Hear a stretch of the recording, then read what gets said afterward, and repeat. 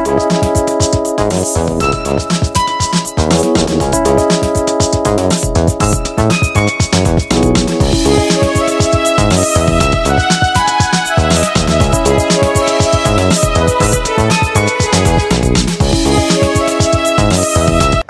আলাইকুম রহমতুল্লাহ।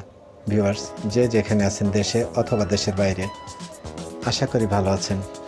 আপনাদের ভালো থাকার প্রত্যাশা নিয়ে আমি মির্জা তারিকুল ইসলাম আছি আপনাদের সাথে আর একটা নতুন নিউজটিতে যাওয়ার আগে আমি অনুরোধ করব, আপনি যদি এই চ্যানেলে নতুন হয়ে থাকেন তাহলে চ্যানেলটিকে সাবস্ক্রাইব করে বেল বাটনটি অন করে দিয়ে আমাদের সাথে থাকবেন।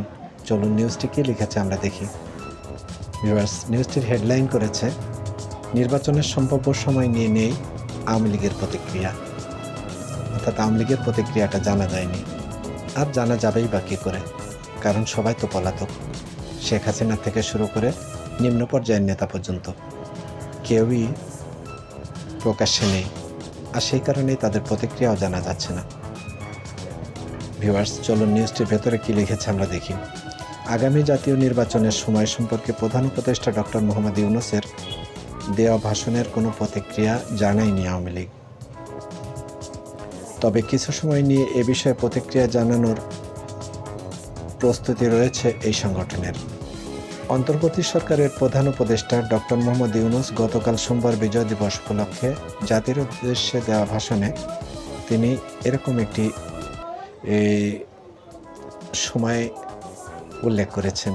সেটা হচ্ছে 2025-এর শেষ, অর্থাৎ ডিসেম্বর থেকে 2026-এর জুন, এর মধ্যে যে কোনো একটা সময়ে জাতীয় সংসদের নির্বাচন হবে বলে তিনি প্রকাশ করেছেন। এই বিষয়ে পত্রিকার পক্ষ থেকে আওয়ামী লীগের প্রতিক্রিয়া জানতে চাওয়া হলে দলের নীতি নির্ধারকদের কয়েকজন নেতার টেলিফোন বন্ধ পাওয়া যায়। দলের সভাপতিমণ্ডলীর সদস্য মোফাজ্জল হোসেন চৌধুরী মায়াবীর বিক্রম টেলিফোন রিসিভ করলেও নির্বাচনের সময় সম্পর্কে প্রধান উপদেষ্টার ভাষণের কোনো প্রতিক্রিয়া দেননি।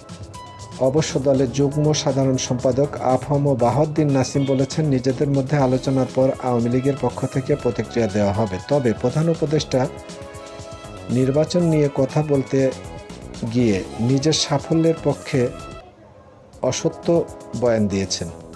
তিনি নির্বাচন নিয়ে কথা বলতে যদি শব্দ উচ্চারণ করেন, কিন্তু যদির কথা তো নদীতে পড়ে। তাছাড়া তিনি বিজয় দিবসের ভাষণে বঙ্গবন্ধুর নাম পর্যন্ত উচ্চারণ করেননি। আফম বাহাউদ্দিন আরও বলেছেন, নির্বাচন নিয়ে অবশ্যই সুস্পষ্ট রোডম্যাপ দিতে হবে, কিন্তু সেটা না করে আওয়ামী লীগ নিধনের রাজনীতি চলছে, কথা বলার সুযোগ দেওয়া হচ্ছে না।